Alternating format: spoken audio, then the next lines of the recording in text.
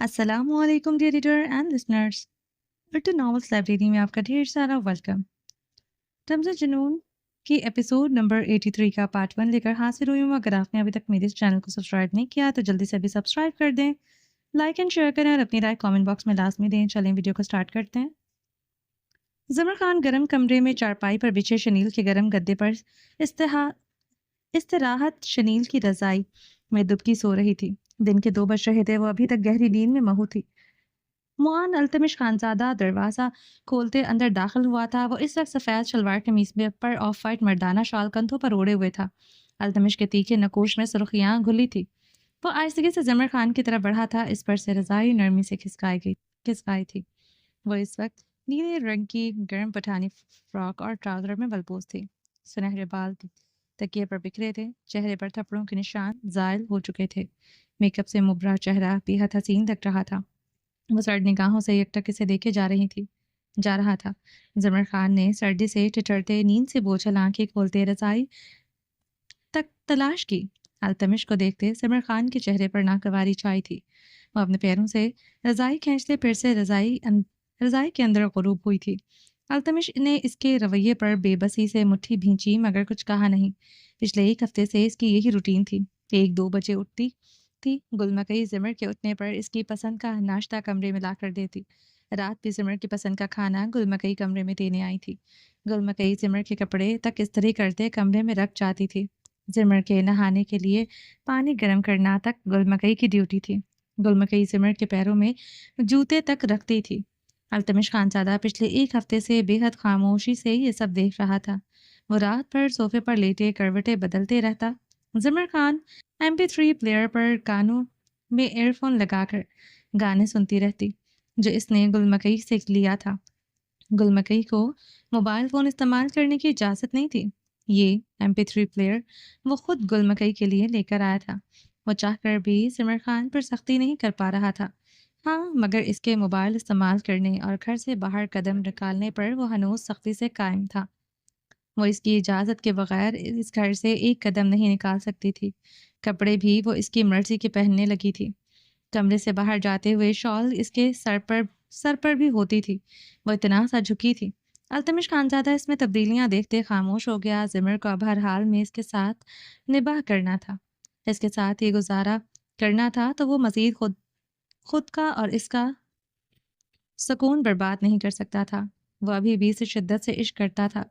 التمش خانزادہ صوفے پر بیٹھے رضائی کے اندر دب کے اس کے وجود کو سرد نگاہوں سے دیکھنے لگا۔ غصے سے اس کا انگ انگ آگ کی طرح دہک رہا تھا۔ گل مکئی رات سے بخار میں پھک رہی تھی۔ بخار اتنا تیز تھا کہ اسے ٹھنڈے پانی کی پٹیوں کی ضرورت تھی۔ اب حسین صدا کا لاپرواہ اسے بخار میں چھوڑ کر اپنے دوستوں کے ساتھ نکل گیا تھا۔ التمش گل مکئی کے لیے چائے اور شیرمال اس کے کمرے میں لے گیا تھا، مگر وہ اٹھ کر بیٹھ نہیں سکتی تھی گجا کہ کچھ کھا پاتی۔ زمر، التمش نے اسے اونچی آواز میں پکارا۔ وہ سنی انسنی کرتی رضائی میں پڑی رہی۔ زمر، التمش کی آواز مزید اونچی ہوئی تھی، مگر مجال ہے جو زمر کے کانوں میں جوں تک نہ ریگتی ہو۔ التمش غصے سے بل کھاتے اس کی طرف پڑتے، رضائی اس کے وجود سے پرے اچھال گیا۔ کیا ہے؟ کون مر گیا ہے؟ وہ بدتمیزی سے بولتے اٹھ کر بیٹھی تھی۔ تم مر گئی ہو۔ وہ اسے بازو سے جکڑے چارپائی سے کھڑا کر چکا تھا۔ زمر خان اس کے کشادہ سینے سے آن لگی تھی۔ مقابل کے وجود سے اڑتی تیز پرفیوم کی مہک سے اس کی سانسیں الجھی تھیں۔ چہرے پر مزید ناگواری چھائی تھی۔ اتنے تیز پرفیوم سے اس کا سر چکراتا تھا، جو ابھی سے چکرا کر رہ گیا تھا۔ اپنے گھر والوں کے لیے تو مر چکی ہو، کیوں چاہتی ہو میرے لیے بھی مر جاؤ؟ وہ اس کے نقوش میں بیزاریت اور ناگواری کھلے دیکھ کر بری طرح تپ گیا تھا۔ اتنا تیز اور سستا پرفیوم تم لگاتے ہو؟ کم سے کم ایک پرفیوم ہی اپنے اوقات سے باہر خرید لیتے۔ زمر خان نے اس کے وجود سے اٹھتی مہک پر بمشکل گہرے سانس لیے۔ وہ اسے بازو سے جکڑے اپنے ساتھ لگائے ہوئے تھا۔ وہ چاہ کر بھی خود کو اس کی گرفت سے آزاد نہیں کر پا رہی تھی۔ تم تھی میری اوقات میں، تم مجھے مل گئی، کیا کروں گا مہنگی چیزوں کا جب سستی چیزیں میرا جنون ہے۔ اور زمر خان پر چوٹ کرتے اس کے سنہری بالوں میں چہرہ چھپا گیا تھا۔ زمر خان اس کے لفظوں میں لپٹے طنز کو سمجھتے حد تک کے احساس سے بھر بھر چلی تھی۔ زمر خان نے دونوں ہاتھ اس کے سینے پر جماتے اسے دور دھکیلنے کی سعی کی۔ وہ اس کی کمر کو اپنی گرفت میں لیتے اسے اپنے سینے میں سما گیا۔ ज़मर खान इसकी बेबाकी पर कान की लो तक सुर्ख पड़ रही थी। वो इसे इतनी सख्ती से खुद के साथ लिपटाए हुए था कि ज़मर खान को मुकाबिल की धड़कनें अपने सीने में बजती महसूस हो रही थीं। ज़िमर की गिरफ्त ने फड़फड़ाने के सिवा कुछ नहीं कर सकी थी, मगर अल्तमिश अपनी हालत के पेश नज़र बौखलाते हुए से खुद से दूर कर गया था। इंतहाई बदतमीज़ हो तुम।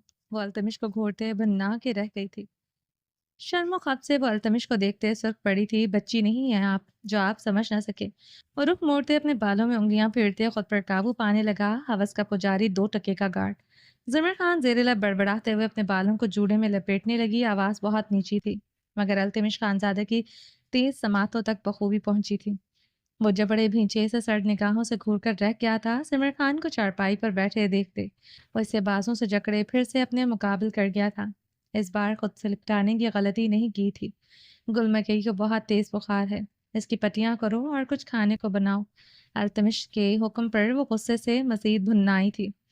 तुम करो पट्टियां, मैं क्यों करने लगी? तुम अच्छी तरह जानते हो मैं मुलाजमाओं को मुंह नहीं लगाती थी। बहन है वो मेरी।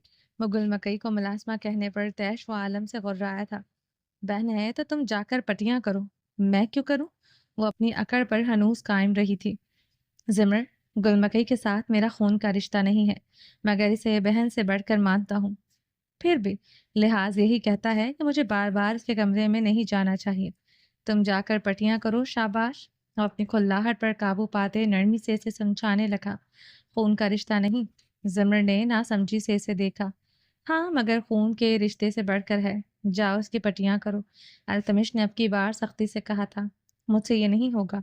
वो डिटाई से बोलते से दूर हुए जिमर। अल्तमिश ने चीखते हुए टेबल पर पड़ा गुलदान उठाकर जमीन पर दे मारा था। गुलदान चकनाचूर हुआ था। जिमर खान बदहवास होते कई कदम पीछे हुई थी। इसे डबडबाई आंखों से देखा था। अगर तुम नहीं चाहती मैं तुम पर हाथ उठाऊं या जबरदस्ती करूं, इसी वक्त वो करो जो तुमसे कहा है, वरना मुझसे बुरा कोई नहीं होगा। अल्तमिश ने इसे जवाबन बर्फीली निगाहों से घूरते धमकी दी थी। जिमर चारपाई से अपनी शॉल उठाए अच्छी तरह अपने वजूद पर ओढ़े, जूता पहनते दरवाजे की तरफ बढ़ी। बालों को ढांपो। वो इसके खुले बालों को देखते सुलगते बोला। जिमर खान इसके हुक्म पर रुकी थी, मगर पलटी नहीं थी। मुट्ठियां भिज गई थी। अल्तमिश ने इसकी भिजी मुट्ठियों को बगौर देखा, मगर इसके अगले लम्हे वो हैरान हुआ था। वो शॉल अच्छी तरह सर पर ओढ़ते कमरे से निकल गई थी। अल्तमिश खानज़ादा शॉल कंधों पर चटकते झुंझुला कर रह गया था। खामोशी से बात जब मानती थी वो ज़्यादा झुंझुलाता था। वो ज़िमर खान थी, इसे इतनी आसानी से ज़ेर करना आसान न था। ज़िमर खान बावर्ची खाने में मिट्टी के जलते चूल्हे के आगे पीढ़ी पर बैठी हुई थी। सोच रही थी कि वो क्या करे। गुलमकई की वो पटियां कर आई थी। अल्तमिश की बनाई हुई चाय वो चूल्हे पर गर्म करके शीरमाल के साथ गुलमकई को दे आई थी। अब चूल्हे के आगे बैठी कब से सोच रही थी कि क्या बनाए। इसे तो कुछ भी बनाना नहीं आता था। कुछ चाइनीज कॉन्टिनेंटल खाने बनाने आते थे, मगर इस गरीब बंदे को क्या पता था इन खानों का। वो गुस्से से सुलगते सोच रही थी। अल्तमिश खानजादा बड़ा सा सिलेंडर उठाए किचन में दाखिल हुआ था। इस वक्त वो सिर्फ सफ़ेद शलवार कमीज में मलबूस था, जिस पर स्याह लेदर जैकेट पहने हुए था। बाल और जैकेट भीगे हुए थे। बाहर काले स्याह बादल छाते बारिश शुरू हो चुकी थी। पैरों में शूज से नीचे गीली मिट्टी लगी थी। जमर से नागवारी से देखकर मुंह फेर कर रह गई थी। सिलेंडर का पाइप लगाते अल्तमिश इसके चेहरे पर नागवारी देख कर उठा था और अपने शूज बावर्ची खाने से बाहर आता उतार गया। जमर खान की नखरीली तबीयत से वाकफियत रखता था। नाजगी के साथ हद से ज़्यादा सफाई पसंद थी। अल्तमिश अब नंगे पैर ज़मीन पर पंजों के बल बैठे पाइप सिलेंडर के साथ लगाते खड़ा हुआ बावर्ची खाने से निकल गया। जमर घुटनों पर थोड़ी टिकाए जलती आग को नम निगाहों से देखने लगी। वो थोड़ी देर बाद फिर से बावर्ची खाने में दाखिल हुआ था। इस बार जूता पहले ही वो बाहर उतार चुका था। इसके एक कंधे पर दूध की बड़ी सी बाल्टी थी। वो इस दूध को शेल्फ पर रखे एक बड़े से पतीले में उंडेल गया था। जमर खान ने घुटनों से थोड़ी उठाए इसे एक बार फिर से देखा था। वो अब वो मुकम्मल तौर पर भीगा हुआ था। वो इस बड़े से पतीले को शेल्फ पर रखे हुए बर्नर पर रखते माचिस से चूल्हा जला रहा था। अल्तमिश ने पलटकर जिमर पर निगाह डाली। और गड़बड़ाते हुए चेहरा फेर गई। अल्तमिश के लब वहम सा मुस्कुराए थे। गड़बड़ा क्यों रही हैं? جانتا ہوں آپ مجھے اس لیے نہیں دیکھ رہی تھی کہ میں آپ کو اچھا لگ رہا تھا۔ یقیناً آپ دل ہی دل میں مجھے ایک نور فرید 2 ٹکے کا گارڈ جاہل جیسے القابات سے نواز رہی ہوں گی۔ آپ کی بار وہ سرخ ہوئی تھی۔ وہ کیسے یہ جان گیا تھا وہ سچ میں اسے انہی القابات سے نواز رہی تھی۔ التمش زمر کے سرخ پڑتے چہرے کو دیکھتے سر چٹکتے پنجوں کے بل اس کے قریب بیٹھا تھا۔ پاس رکھی ٹوکری سے آلو اٹھائے انہیں چھری سے چھیلنے لگا۔ زمر منہ کھولے سے آلو چھیلتے دیکھ رہی تھی۔ وہ ایکوریٹ بہت احتیاط سے آلوؤں کا باریک چھلکا اتار رہا تھا۔ وہ اپنی حیرانگی پر اسی لمحے قابو پا گئی تھی۔ اس غریب انسان سے وہ ایسے ہی لڑکیوں والے کام کی توقع کر سکتی تھی۔ مورے بہت بیمار رہتی تھی، پھر بھی زمان خان نے ان سے شادی کی تھی۔ بدلے میں انہیں میری مورے کا یہ مکان ملا اور ان کے چھوٹے چھوٹے بچوں کو ماں کا سہارا ملا، اور مجھے زمان خان کا نام۔ وہ آلو چھیلنے کے بعد اب مٹر چھیل رہا تھا۔ چھلکے ایک برتن میں ڈالتے دوسرے برتن میں مٹر نکال رہا تھا۔ ذرا بھی بے ترتیبی اور گندگی نہیں پھیل رہی تھی۔ زمر کی توجہ اس کی باتوں سے زیادہ اس کے نفاست سے کام کرنے پر مرکوز تھی۔ زمان مجھے خان نے نام کیا دیا؟ مورے ان کی احسان مند ہوتے گل مکئی اور اباسین کی طرف مورے بن کر رہ گئی تھی۔ میری جو ذرا سی مورے تھیں وہ بھی نہ رہیں۔ التمش نے پیاز چھیلتے اپنے بازو سے اپنی آنکھ رگڑی تھی۔ شاید پیاز کی وجہ سے اس کی آنکھیں بھیگی تھی۔ گل مکئی اباسین بے حد چھوٹے تھے۔ گل مکئی تو شاید 1 سال کی بھی نہیں تھی۔ اباسین بھی 2 سال کا ہوا تھا۔ ان کا خیال رکھنا بنتا بھی تھا۔ میں 10-11 سال کا تھا۔ اپنا ہر کام خود ہی کرنے لگ گیا۔ مورے بیمار ہوتی میں خود ہی باورچی خانے میں آتے کچھ نہ کچھ بنا کر کھا لیتا، ساتھ میں گل مکئی اور اباسین کو بھی کھلا دیتا، مورے کا بھی خیال رکھ لیتا۔ زمان خان تو بیچارہ شہر محنت مزدوری کرتے ادھر ہی رہتا تھا۔ اسے اپنے بچوں کے لیے ایک ماں اور ٹھکانے کی ضرورت تھی۔ اسے مورے میں اتنی دلچسپی بھی نہیں ہوتی بھی کیسے؟ ایک بیمار ہڈیوں کے ڈھانچے جیسی عورت میں کسے دلچسپی ہو سکتی تھی؟ وہ ہری مرچیں نفاست سے کاٹتے مدھم لہجے میں بول رہا تھا۔ زمر سے انسانوں کی طرح بات کرتے دیکھتے حیران ہو رہی تھی۔ اسے اس کی دکھ بھری داستان میں ذرا برابر دلچسپی نہ تھی۔ وہ اپنی نگاہیں جلتی آگ پر جما گئی تھی۔ باہر طوفان آیا ہوا تھا۔ باورچی خانے کے لکڑی کے دونوں دروازے آپس میں طوفان سے ٹکرانے لگے۔ وہ اٹھتے ہوئے دونوں دروازے بند کر گیا۔ لائٹ بھی چلی گئی تھی۔ کچن میں چولہے کی آگ کی مدھم روشنی جل رہی تھی۔ التمش نے موبائل نکالتے ٹارچ چلاتے اسے سائڈ پر رکھا۔ جس دن مورے مر گئیں اس سے 2 دن بعد زمان نے مجھے گھر سے نکال دیا، یہ کہہ کر کہ مورے کے بعد میری یہاں کوئی جگہ نہیں۔ ایسی ہی بارش ہو رہی تھی تب خان نے اپنے ڈیرے پر جگہ دی۔ میں وہاں ہی دن رات رہنے لگا۔ زمر ابھی بھی جلتی آنکھ پر نظریں جمائے سوچ رہی تھی، اور یہ اور کتنا غریب ہے، لائٹ جانے پر ایمرجنسی لائٹ تک اس کے پاس نہیں ہے۔ وہ روحانسی ہوئی، اتنا بھی غریب نہیں ہوں، ایمرجنسی لائٹ ہے۔ وہ زمر کے چہرے کی طرف دیکھتے بولا۔ زمر پھر سے گڑبڑائی تھی۔ وہ پھر سے اس کی سوچوں کو پڑھ چکا تھا۔ لائٹ گل مکئی کے کمرے میں ہے، اسے زیادہ ضرورت ہے۔ وہ مسکراتے ہوئے کھڑا ہوا، شیلف پر رکھے چولہے پر ایک کڑھائی رکھے اس میں وہ مسالہ بھوننے لگا۔ میری اپنی بکریاں اور 2 بھینسیں ہیں، دوسری طرف جانوروں کا باڑا ہے، میں نے ایک آدمی رکھا ہے، وہی سنبھالتا ہے۔ گھر کا دودھ مکھن جتنا مرضی چاہے استعمال کرو۔ زمر خان نے اس کی پشت کو کاٹ دار نگاہوں سے دیکھا۔ بھینسوں بکریوں کے بارے میں ایسے بتا رہا تھا جیسے وہ بھینسوں اور بکریوں کا نہیں، اربوں ایکڑ پھیلے قلعوں کا مالک ہو۔ میں تمہاری ہر بنیادی ضرورت پوری کر سکتا ہوں زمر، مگر تمہیں تھوڑا تو ایڈجسٹ کرنا ہوگا۔ التمش نے اس کی توجیہ محسوس کرتے اسے پلٹتے ہوئے دیکھ کر نرمی سے کہا۔ وہ اسے نرمی سے ہینڈل کرنے کا سوچ رہا تھا۔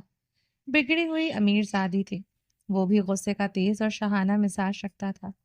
اگر وہ بھی نہ جھکتا تو یہ رشتہ مزید خراب ہوتا، جو وہ نہیں چاہتا تھا۔ نہ کبھی زمر خان کو ایسے روتے دیکھ سکتا تھا۔ پہلے 3 دن وہ دن رات روتی رہی۔ التمش نے اسے منانے کی کوشش کی تو دور کی بات، اس پر ایک نگاہ نہیں ڈالی تھی۔ 3 دن بعد زمر خان کے آنسو اور ہچکیاں بند ہوئی تھی، مگر دونوں ایک دوسرے سے مکمل طور پر اجنبیت بھرتے ہوئے تھے۔ التمش خانزادہ نے زمر میں آتی تبدیلیوں پر خود کو بدلنے کا بھی سوچا، اس لیے وہ جتنا نرم ہو سکتا تھا ہو رہا تھا۔ تھوڑا ایڈجسٹ۔ وہ مٹی کے باورچی خانے کو چاروں طرف سے دیکھتے مزید روحانسی ہوئی تھی۔ پوچھو گی نہیں یہ گھر مجھے واپس کیسے ملا؟ التمش نے زمر کی طرف گردن موڑے پوچھا۔ زمر کو اس سے سوال پر اس کی دماغی حالت پر شبہ ہوا تھا۔ بھلا اسے کیوں اس کی دکھی داستان میں دلچسپی ہونے لگی، وہ بھی اس میں کہ اسے یہ محل واپس کیسے ملا؟ کاش نہ ہی ملتا، شاید زاویار اس کا نکاح اس کے اتنے غریب انسان سے کرتے ہوئے کچھ سوچتا۔ وہ باورچی خانے کو بھیگی نگاہوں سے دیکھتے کلستے ہوئے سوچ رہی تھی۔ زمان خان مجھے گھر سے نکالنے کے بعد ایک ہفتے بعد ہی کمرے میں دہکتی آگ کے دھوئیں سے دم گھٹنے سے ہی مر گیا تھا۔ وہ مر گیا اور مجھے ہی میرا گھر مل گیا۔ زمر نے جلدی سے اٹھتے لکڑی کے دونوں دروازے کھولے۔ اسے بھی اپنا دم گھٹتا ہوا محسوس ہوا تھا۔ باہر سے آتی بارش کی بوچھاڑ اندر آتی اسے گیلا کر گئی تھی۔ لکڑی کا چولہا بھی اس کی بوچھاڑ اور ہوا سے بجھ گیا تھا۔ التمش خانزادہ نے آگے بڑھتے دونوں دروازے بند کیے۔ تمہارا دم نہیں گھٹے گا کبھی بھی، میں کبھی گھٹنے نہیں دوں گا۔ وہ اندھیرے میں اسے اپنے قریب کرتے سے بے باکی سے اوپر سے نیچے چھونے لگا۔ گرم باورچی خانہ اور اندھیرے میں التمش اپنے جذبوں پر قابو نہ پا سکا۔ وہ اس کی گہرائیوں کو چھوتے گہری گستاخیاں کرنے لگا۔ زمر خان کی سانسیں تیز ہوئی تھیں۔ وہ اسے دروازوں سے لگائے اس پر جھکتے اس کی سانسوں پر قابض ہوا۔ دوسرے ہاتھ سے وہ اس کے بدن پر پورے استحقاق سے اپنا حق جتا رہا تھا۔ دولت نہیں میرے پاس، مگر مجھ سے زیادہ عشق آپ سے کوئی نہیں کر سکتا۔ پاگل ہوں آپ کے لیے، میری روح میں رہتی ہیں آپ۔ وہ اس کے لبوں کو آزاد کرتے اس کی گردن پر جھکے اسے جامنی کر رہا تھا۔ زمر بے ترتیب سانسوں کے ساتھ اس کی گرفت میں پھڑپڑا کر رہ گئی تھی۔ وہ اس کے لباس میں گہری سلوٹیں ڈالتے پیچھے ہوا تھا۔ کچن میں جلنے کی بو کے ساتھ دھواں بھرنا شروع ہوا تھا۔ التمش نے مڑتے ہوئے جلدی سے چولہا بند کیا۔ زمر خان دروازے کے ساتھ لگی اسے قہر بار نگاہوں سے دیکھ رہی تھی۔ وہ جلی ہوئی کڑھائی میں پانی ڈال رہا تھا۔ زمر کا دم اس کال کوٹڑی نما کچن میں گھٹنا شروع ہوا تھا۔ وہ دروازہ کھولتے بھاگتے ہوئے کچن سے نکل گئی تھی۔ کمرے تک آتے وہ مکمل بھیگ چکی تھی، جوتے مٹی سے بھر چکے تھے۔ وہ دل دھک دھک کر رہا تھا۔ اگر وہ مسالہ نہ چلتا شاید وہ ادھر ہی ہر حق سے گزر جاتا۔ وہ اس کے جھپٹنے کا انداز یاد کرتے گھبرائی۔ وہ جوتے اتارتے چارپائی پر گرتے آنکھیں موندے گہرے سانس لینے لگی۔ وہ اس مٹی کے باورچی خانے کا رومانس کبھی نہیں بھول سکتی تھی۔ وہ اوندھے منہ ہوتے زاویار کو بددعائیں دینے لگی۔ اس کے متعلق ایک بار نہیں سوچا تھا۔ وہ رضائی سر تک اوڑھ گئی تھی۔ اس کی سرمئی گہری آنکھوں سے آنسو بہہ رہے تھے۔ آج پھر دودھ اور شیرمال پر گزارا کرنا تھا، کیونکہ کھانا تو وہ جلا چکا تھا۔ ناپسندیدہ شخص اور ناپسندیدہ کھانا۔ اس کی سانسیں گھٹ رہی تھی۔ کمرے میں اس کی دبی دبی سسکیاں گونجنے لگی تھی۔ زرق، سافیار، تبریز اور آلیان خان زنان خانے میں لاؤنج میں بیٹھے تھے۔ زرق خانزادہ بلو جینز پر سفید لانگ لائننگ شرٹ پر بلو سلیو لیس سویٹر پہنے ہوئے تھا۔ شرٹ کی آستین کوہنیوں تک فولڈ تھیں۔ آنکھیں سرخ اور پیشانی پر بال بے ترتیبی سے بکھرے تھے۔ مسلسل اپنا ایک پاؤں ہلاتے مضطرب سا بیٹھا تھا۔ کل رات سے وہ کوئی فیصلہ نہیں کر پا رہا تھا۔ زاویار خانزادہ اس کا کزن نہیں تھا، اسے بھائیوں سے زیادہ عزیز تھا۔ اس کے اتنے خلاف وہ کیسے جا سکتا تھا؟ عائش کے لیے کوئی کچھ کر سکے نہ سکے، مگر سبرینا ملک تو کچھ ہی کر سکتی تھی، کچھ کر ہی سکتی تھی۔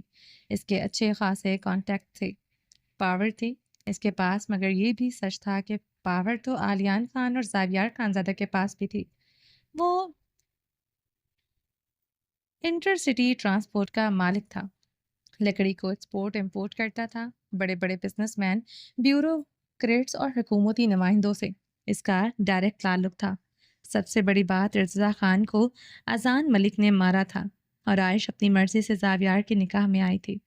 پھر وہ لوگ قبائلی علاقے سے تعلق رکھتے تھے۔ یہاں کسی کا آنا مطلب بارود سے کھیلنا تھا۔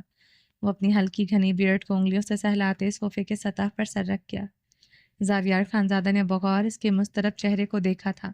زرق خانزادہ سے بے حد الجھا سا مزاحمل لگ رہا تھا۔ دونوں کی بات چیت صرف سلام دعا تک ہی تھی۔ ابھی تک وہ دونوں آپس میں ٹھیک سے بات نہیں کرتے تھے۔ زرق سے ایک مرتبہ معافی مانگ چکا تھا، مگر وہ بات ہی نہ رہی تھی کہ زاویار اسے کچھ پوچھ سکتا۔ زاویار اپنے منہ پر ہاتھ پھیرتے آلیان خان کی طرف متوجہ ہوا۔ آلیان خان کو آج کسی سیاسی جلسے میں شرکت کے لیے اسلام آباد کے لیے نکلنا تھا۔ وہ اسی متعلق زاویار خانزادہ اور تبریز خان سے مشاورت کر رہا تھا۔ زاویار ان باتوں سے بور ہوتے صوفے کی سطح پر سر رکھ گیا۔ وہ اس وقت سیاہ شلوار قمیض میں ملبوس زرق خانزادہ سے بھی زیادہ مضطرب لگ رہا تھا۔ اگر زمر آج زرق خانزادہ کی بیوی ہوتی تو سب کچھ ایسا نہ ہوتا جیسے اب تھا۔ وہ چھت پر نگاہیں گاڑے اضطرابی سوچے لب بھینچے ہوئے تھا۔ زمر خان اس کے اور آلیان خان کے لیے مر چکی تھی۔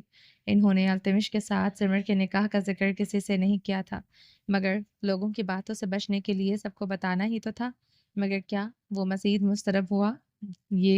وہ یہ بتائے گا کہ اس نے اپنی بہن کا نکاح ایک گارڈ سے کر دیا، مگر کیوں کیا؟ وجہ بتائے گا کیوں کیا سردار زاویار نے اپنی بہن کا نکاح، اور وہ بھی ایک گارڈ سے، یوں چھپتے چھپاتے؟ وہ بے چین ہوا تھا۔ نقوش میں سرخیاں کھلنے لگی۔ عائش اسی اسنا میں قہوے کی پیالیوں کی ٹرے پکڑے لاؤنج میں داخل ہوئی تھی۔ سرخ لباس پر سیاہ چادر اچھی طرح سر پر جمائے ہوئے زاویار اسے دیکھتے سیدھا ہو کر بیٹھا۔ گلرانا یا باقی ملازمیں کہاں ہیں؟ زاویار نے اسے دیکھتے سنجیدگی سے پوچھا۔ یہ میری ڈیوٹی ہے، وہ مدھم لہجے میں بولتے ٹرے اس کے پاس ٹیبل پر رکھ گئی تھی۔ تم کچن میں رہا کرو، تمہاری ڈیوٹی وہیں تک ہے، یہ کام ملازمائیں کر سکتی ہیں۔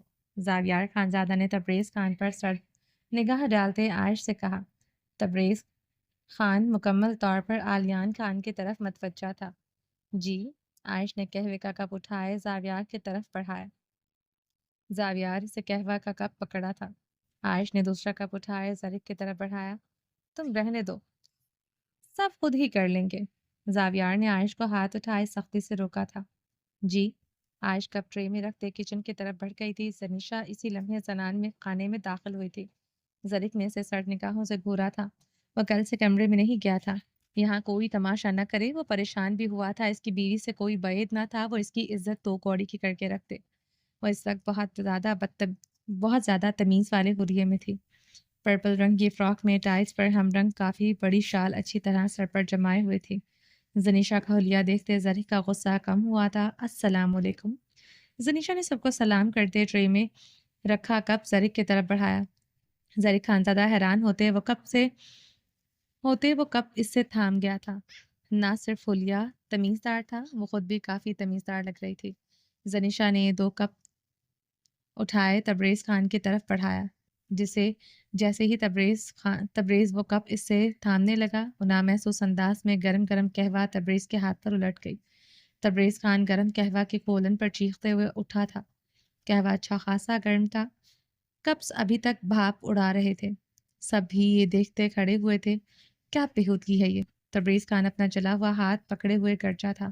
آئی am sorry uncle, I am sorry Zarq, Zanisha نے بھیگی آواز میں کہتے زرق کو ڈبڈبائی آنکھوں سے دیکھا۔ زرق خانزادہ زنیشا کو دیکھتے تبریز خان کا سرخ ہاتھ دیکھ رہا تھا۔ وہ تبریز خان کی طرف بڑھنے لگا تھا کہ وہ ہاتھ کے اشارے سے اسے اپنی طرف بڑھنے سے روک چکا تھا۔ جب تمہیں کام کرنے کا عقل نہیں تو کرنے کی ضرورت کیا تھی؟ کمرے سے کیوں نکلی تم؟ تبریز خان زنیشا کو گھورتے غصے سے بھڑکا۔ آواز اچھی خاصی اونچی تھی۔ آئی ایم سوری۔ زنیشا اسی لمحے رونے لگی تھی۔ بابا، اس سے غلطی سے ہوا ہے، وہ سوری کر رہی ہے۔ زرق خانزادہ کو تبریز خان کی اونچی آواز ناگوار گزری تھی۔ زنیشا زرق خانزادہ کے سینے میں روتے ہوئے سمائی تھی۔ زرق خانزادہ بدحواس ہوا تھا۔ اب اتنی بھی بڑی بات نہ تھی کہ وہ ایسے ریئیکٹ کرتی۔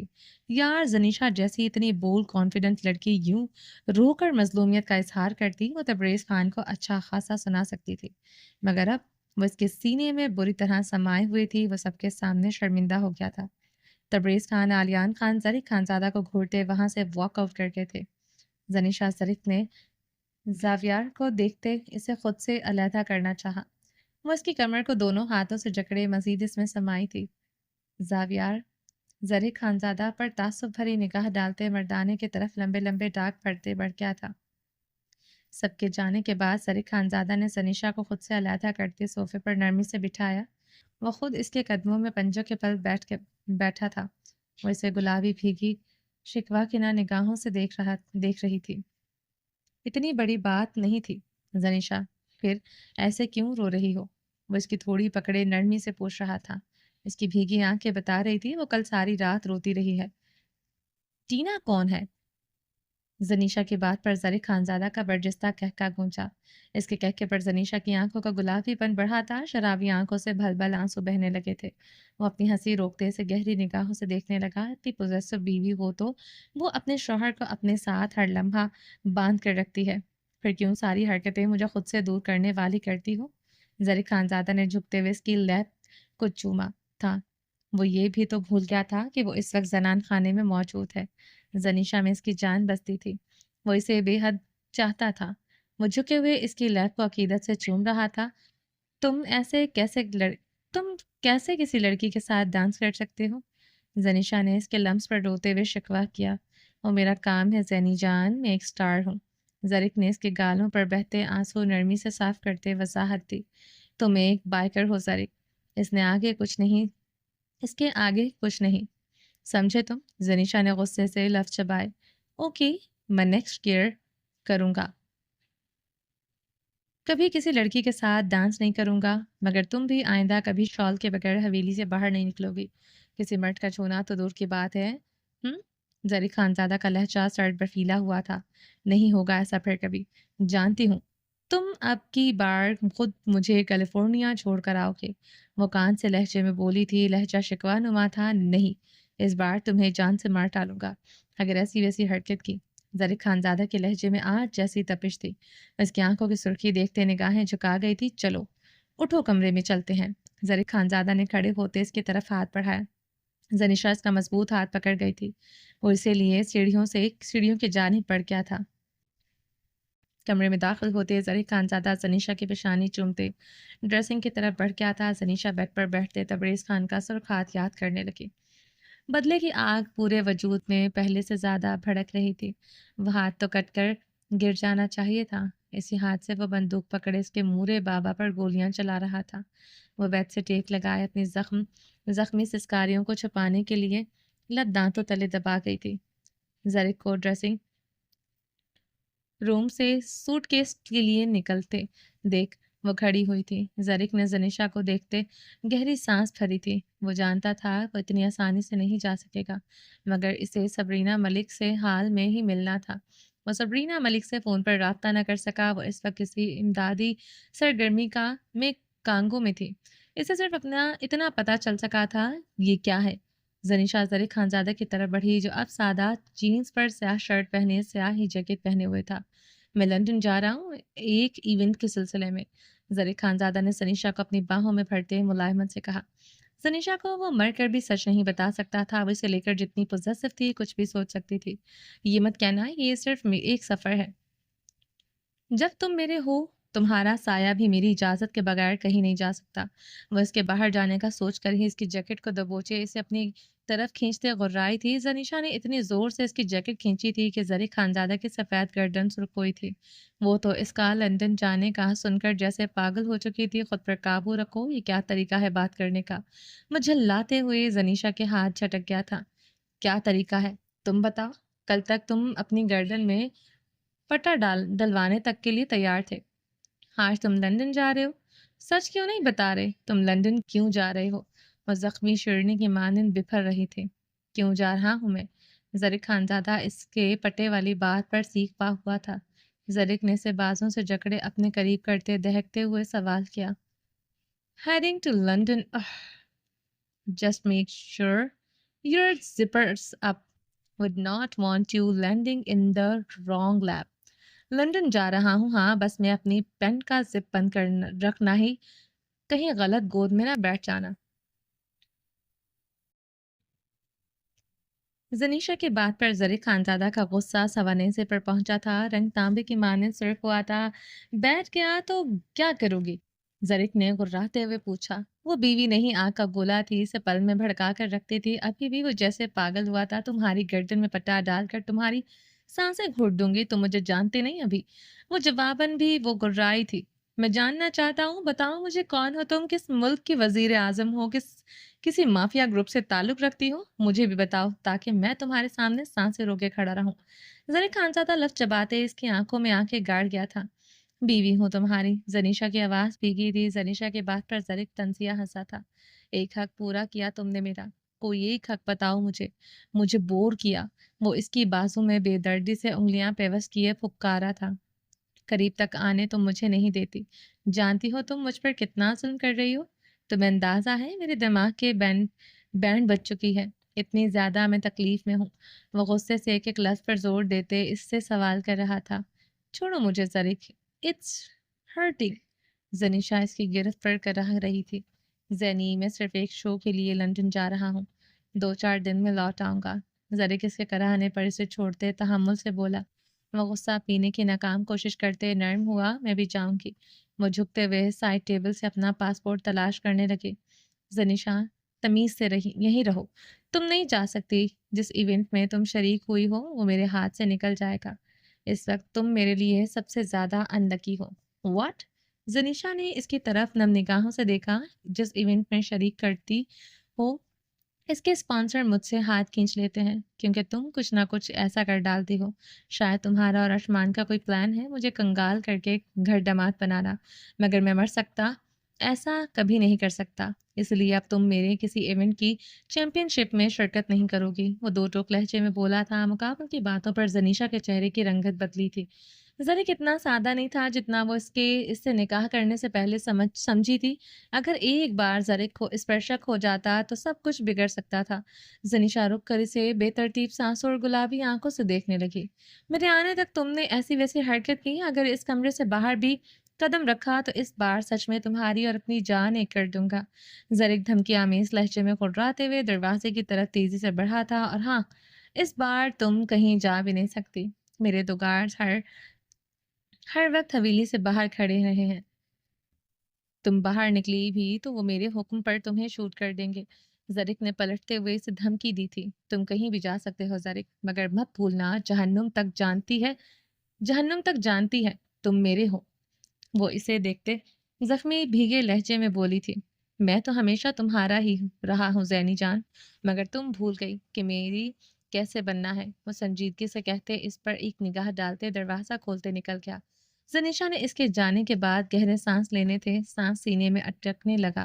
وہ سائڈ ٹیبل پر رکھے اپنے موبائل کی طرف تیزی سے بڑھی۔ اس نے ایک نمبر ڈائل کرتے کان سے لگایا، زریک ابھی حویلی سے ایئرپورٹ کے لیے نکلا ہے۔ وہ کہاں جا رہا ہے؟ مجھے رپورٹ کرو جہاں وہ جا رہا ہے، تم بھی جاؤ گے، اس کی ایک ایک حرکت پر نظر رکھو گے۔ وہ اپنے خاص آدمی کو حکم دیتے فون رکھ چکی تھی۔ مجھ سے دھوکہ کیا کسی دوسری عورت کے لیے، مجھے ڈچ کیا، زریک خانزادہ تمہارے باپ سے پہلے تمہیں موت دوں گی۔ وہ اپنے بہتے آنسو ہتھیلی سے صاف کرتے انہیلر سے اپنی سانسیں انہیل کرنے لگی تھی جو آ ہی نہیں رہی تھی۔ چلیں جی، باقی کا نیکسٹ ایپیسوڈ میں کنٹینیو کریں گے۔ امید ہے آپ کو یہ ایپیسوڈ پسند آئی ہوگی۔ چینل کو سبسکرائب نہیں کیا تو جلدی سے ابھی سبسکرائب کر دیں، لائک اینڈ شیئر کریں، اور اپنی رائے کامنٹ باکس میں لازمی دیں۔ اپنا ڈھیر سارا خیال رکھیے گا، دعاؤں میں یاد رکھیے گا۔ ملتے ہیں نیکسٹ ایپیسوڈ میں، تب تک کے لیے اللہ حافظ۔